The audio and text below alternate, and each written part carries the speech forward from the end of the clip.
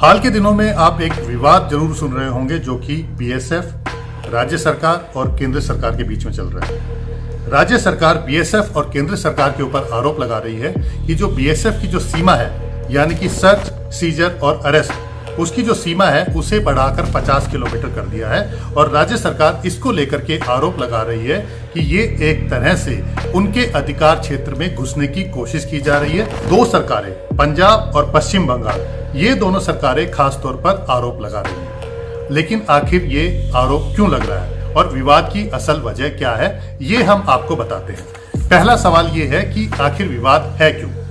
दरअसल 1965 में जब बीएसएफ का गठन हुआ था, उसके बाद 1969 में बीएसएफ को कुछ शक्तियां दी गई थी। वो सीमा सुरक्षा के नाम के ऊपर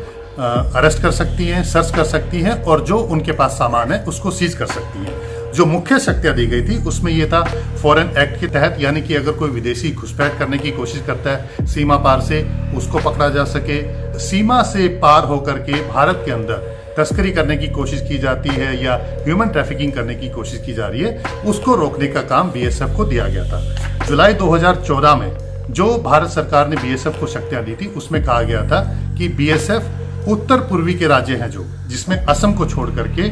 राजस्थान, पंजाब, पश्चिम बंगाल, इनको छोड़ करके उत्तर पूर्वी के पूरे राज्य के अंदर किसी भी क्षेत्र में जाकर के वो सर्च, सीजर और अरेस्ट कर सकती है। राजस्थान में ये सीमा थी 50 किलोमीटर तक, गुजरात में ये सीमा थी 80 किलोमीटर तक और उसके अलावा जो बाकी राज्य थे, पंजाब, पश्चिम बंगाल और असम, वहां पर सिर्फ 15 किलोमीटर के दायरे के अंदर जाकर के वो सर्च, सीजर और अरेस्ट कर सकती थी। लेकिन अभी हाल ही में इसी साल अक्टूबर में जो नया नोटिफिकेशन आया है, उसके तहत गुजरात की सीमा को 80 से घटा करके 50 कर दिया गया है और बाकी राज्यों की जो सीमाएं हैं, असम, पश्चिम बंगाल और पंजाब, इसको बढ़ा करके 15 से 50 कर दिया गया है।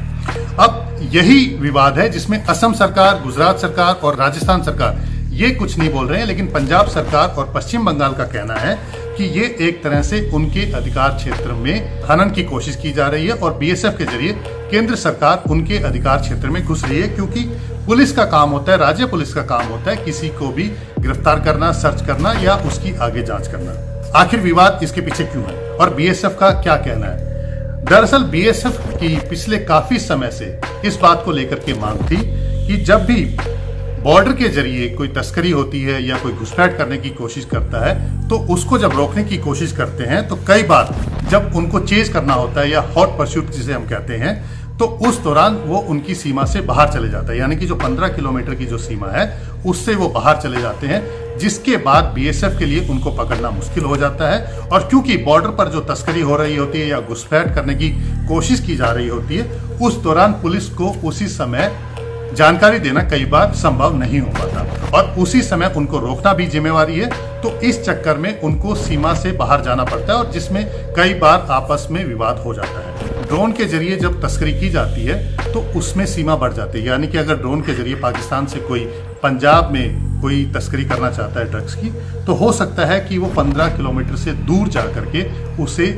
ड्रॉप कर दे, जिसके बाद वो व्यक्ति आराम से आएगा और उस सामान को उठा करके ले जाएगा। जिसकी रोकने की जिम्मेदारी बीएसएफ के पास है, उसको तुरंत रोका जा सके और उसके बाद अरेस्ट करने के बाद आगे की इन्वेस्टिगेशन के लिए स्टेट पुलिस को सौंप दिया जाए। तो मैं ये इसमें साफ कर देना चाहता हूं कि इस विवाद की वजह जरूर राजनीतिक है, लेकिन असल में बीएसएफ या केंद्र सरकार किसी भी तरीके से राज्य सरकारों के अधिकार क्षेत्र में हनन करने की या घुसपैठ करने की कोशिश नहीं कर रही है, बल्कि उनके काम में मदद करने की कोशिश कर रही है। और ये मैं आपको स्क्रीन के ऊपर जो नोटिफिकेशंस हैं, इसके जरिए आपको दिखाया जाएगा कि कब कब किस किस तरीके से ये नोटिफिकेशन जारी किए गए हैं और किस तरह से बीएसएफ का जो अधिकार क्षेत्र है वो बढ़ाया गया है। एक खास बात और है, क्योंकि अब से पहले, क्योंकि साल 2014 तक जम्मू कश्मीर एक राज्य हुआ करता था, यूटी नहीं था,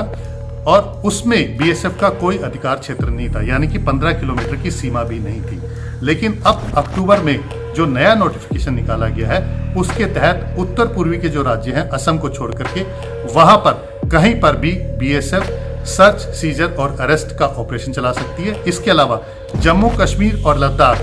इन दोनों जगहों पर भी बीएसएफ सर्च, सीजर और अरेस्ट कर सकती है। अगर इसमें कहा जाए कि किसी तरह से बीएसएफ राज्य सरकार के क्षेत्र में किसी तरह से घुसपैठ कर रही है या उनकी इन्वेस्टिगेशन में किसी तरह का हैम्पर लाने की कोशिश कर रही है, तो ये बात बिल्कुल नहीं है। बल्कि एक तरह से ये कहा जा सकता है कि बीएसएफ का जो दायरा बढ़ाया गया है, इसके जरिए कहीं ना कहीं राज्य सरकार और जो पुलिस है उसकी कहीं ना कहीं बीएसएफ मदद कर रही है।